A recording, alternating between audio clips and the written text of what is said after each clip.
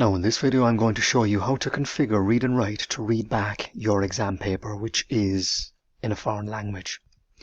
So the first thing you need to do is to configure the speech options. So you press on the drop down settings of the play button, then you choose speech options, and then you choose your particular vocalizer for your particular language. And in this instance my language will be Spanish, but it's not here.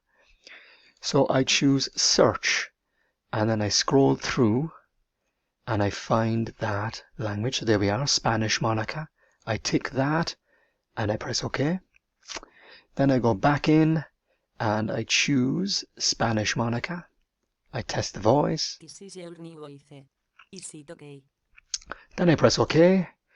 Then I go to the exam paper, and here it is. I go down to the questions, and then again, because it's PDF, I'm using Screenshot Reader.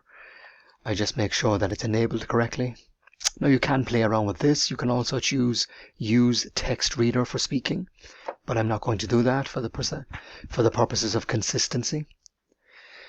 And to use it, I press the Screenshot Reader, same principle as in the previous videos, and then I create a nice buffer around my text, a nice frame, and as I said before, don't cut. Now how do you do that? You keep the left mouse held down as you move the actual frame. So you keep the left mouse button held down, and then when you're happy with that, you release the left mouse on the keyboard, or the left button on the keyboard. You release the left button on the mouse, apologies. Discuta la contribución que los primeros puntos de vista históricos sobre el desarrollo normal.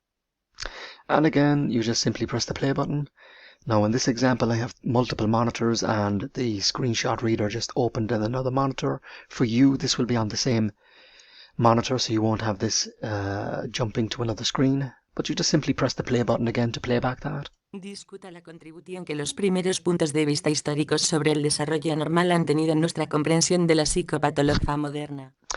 And that is basically it. You go back into the exam paper and you do the same thing again with the next question that you wish to have read, pressing the Screenshot Reader, creating a nice frame around the text by keeping the left mouse held down and then releasing it.